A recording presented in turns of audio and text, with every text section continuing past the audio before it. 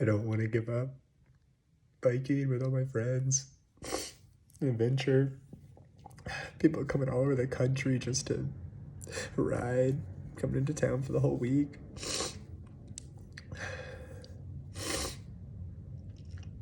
All the people I love the most all in one place together.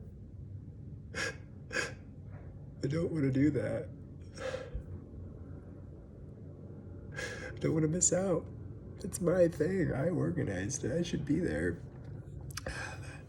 But there's a chance to go to this open AI hackathon and work with some of the best and the brightest in SoCal to build who knows what. It's a hackathon, my first one. I wanted to go last time, I regretted it. And this time I get to participate. Hopefully, the owner, the guy who started it, awesome guy. And he said, rally the troops, Trav, like, let's go. And so, I mean, this is my chance, my time to shine, to like rub shoulders with those who know what's actually going on in this industry and learn and grow, but also show what I know, which is a whole new perspective, a whole new way, a whole new understanding, because they're so deep in the weeds on the AI. I think they're missing the forest for the trees, or however that saying goes. I'm dyslexic. Oh, yeah, forest for the trees. There's a whole new territory, a whole new open land of people that can participate in this democratization of software like never before. It can change their lives. They can learn it. They can figure it out. They just have to know the questions to ask, and they can participate. If they can speak any language that's recognizable to any machine, they can participate in the digital revolution. They can. It's crazy. It's going to change so many people's lives.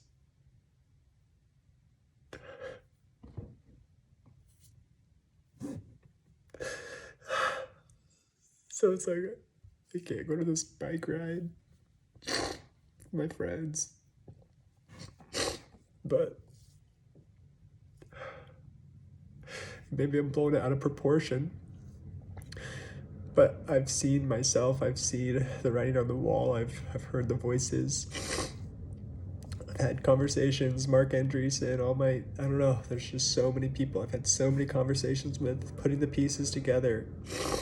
And sure, is it going to be as radical as some people say, everyone loses their jobs tomorrow? No, but is it a brighter tomorrow? Is it a better tomorrow that everyone can participate in?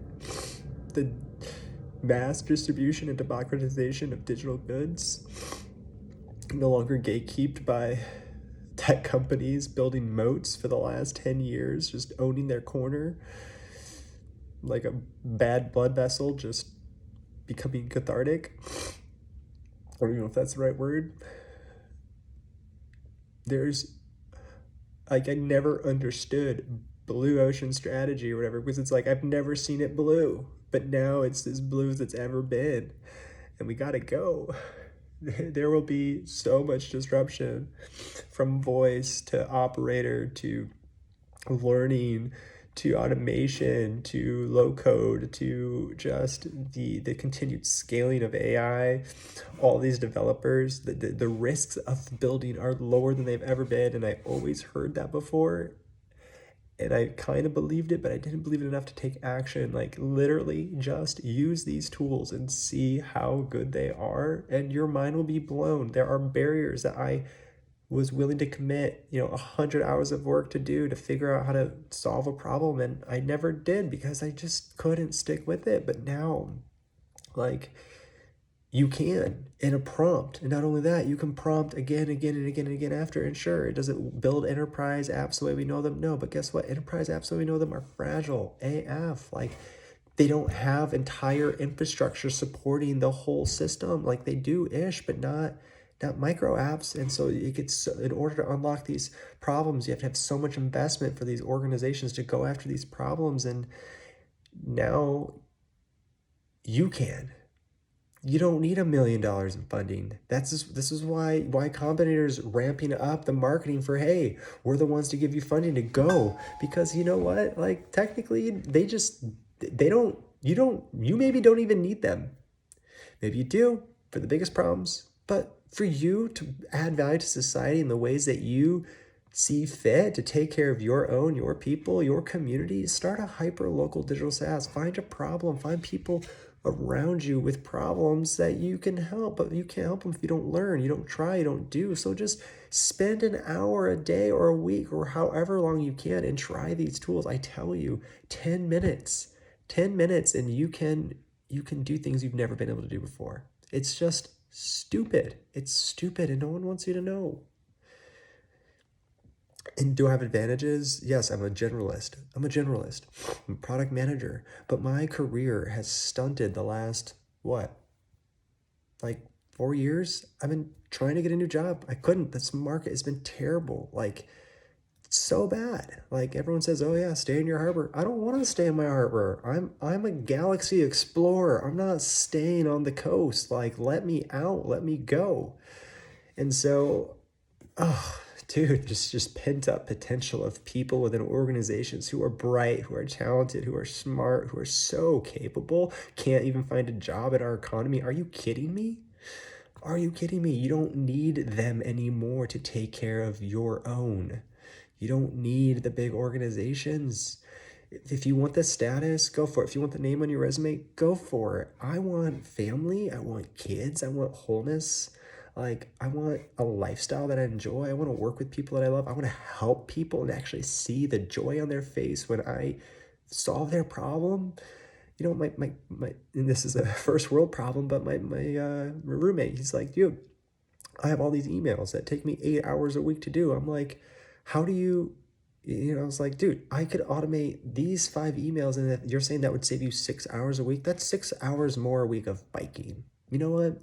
And you might not care about biking, but me and my friends, we really care about biking, and 6 hours a week is a huge difference. And that's just the email automation. Like, don't even get me started on all the other areas of automation for these companies. And yeah, it's going to disrupt the way companies work as we know it. And so if it's going to change fast, why don't you get in the game, figure it out, see how it works? Because you already know how all the technology works, but it's going to change entire industries. And the big players aren't going to start with the feet on the street. They're not going to start taking care of like your family. They don't care about you. They care about making ends, like the bottom line. And so they're going after the big, they're going to galaxies, you know? We can go to Mars though. Like, we can go really far by ourselves. We don't need to go to other galaxies to be happy and content. So I think that now is the time to get into AI, like figure out how to build, talk to your friends, find those who are like-minded. If they're not like-minded, just leave them. Like, you don't need that energy. Don't convince them. Let your life and your abundance and your growth and the things that you're gonna like experience and do talk for itself.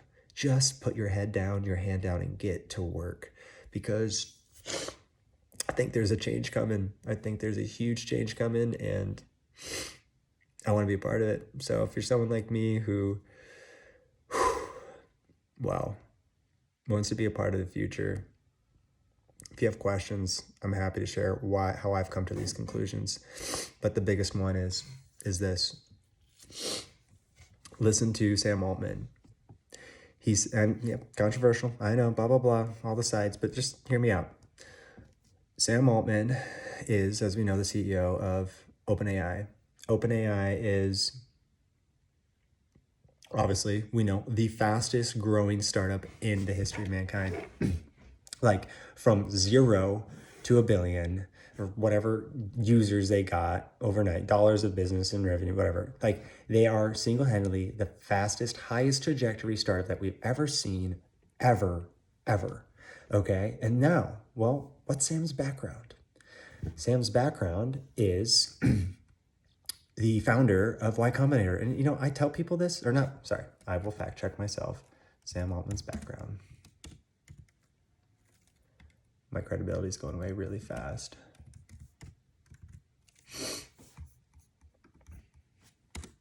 Bear with me. I should just ask AI this.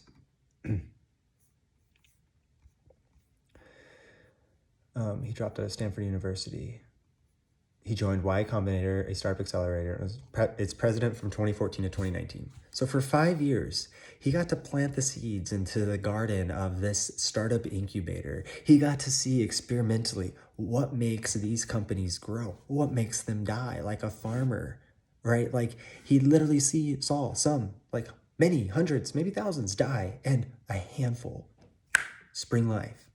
Then he goes on to start the fastest growing startup ever? Are you kidding me? Or is it a coincidence? And so this is what he said. He said that in his circles, he has ongoing bets for when we're going to see the first 10-person startup. Why is that important? 10-person unicorn. Why is that important? That's important because at 10 people, you can do $1 billion in business. What is a unicorn considered?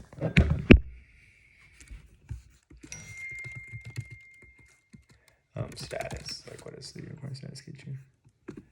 Yeah, 1 billion. I was right. Privately owned, 1 billion, and technology. Cool. Just fact checking myself here, making sure I'm right.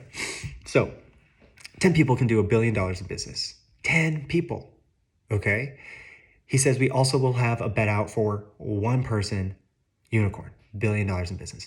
You're telling me that 1 person can make $1 billion in revenue at some point in time? Okay.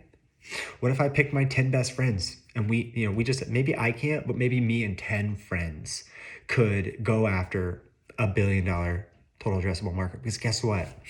There are more new addressable markets than ever before because the cost of delivering is so much lower than it ever has been. And it's about, we've heard the term software eats the world up. It's going to eat the world up. We're literally about to see it eat up what's left. You might hate it, but that's what's happening.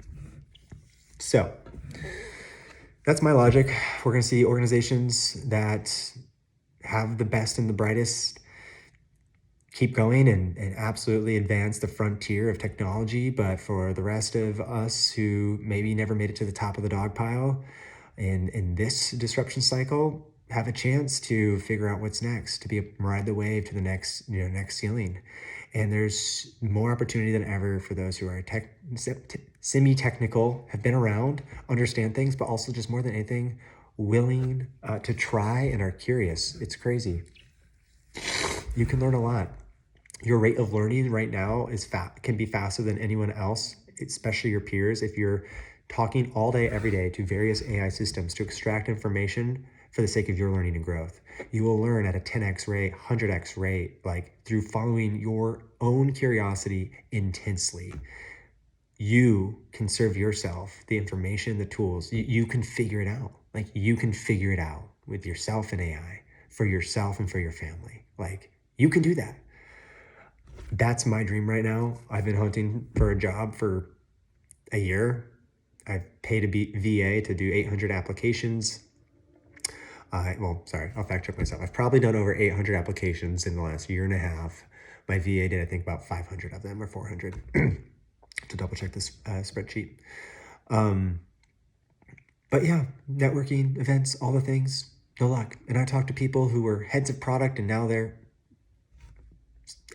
regular product manager, like people who are director and now at my company, what's his name? He was a director at a large med tech company, and now he's a product owner at like a struggling mediocre technology company. Like, are you kidding me? Like, if that's happening out there, like I'm not going out there. Like, that's a slaughter zone. I'm not doing that. No. So my goal is unless I get a high in demand, like AI startup company who wants to like handpick me because I'm kicking ass, like awesome, come after me. But with where I'm going, I want to learn how to build. I want to learn how to grow. Like I want to learn how to figure this stuff out because that's how I learn. I learn by doing. I just put things together and see what works. And if I don't know, I ask the next question and I go figure it out. So anyways, that's where I'm at. I'm willing to learn, willing to figure it out, ask the questions, lean in, do all the hard work, but it's easier now than it's ever been. I don't know if anyone's ever going to see this, but I just felt like this was a moment, and I've had so many conversations lately, and I just need to record this because a lot of people don't see it yet, and it's, what is it? Friday, January 31st, 31 days into the new year. New year, new goals, new me. Different world though. So keep chasing your dreams, guys. You know, gotta give up something in one season to get what's in the next. And I think I'll just read my text I was about to send to my friends that even sparked this whole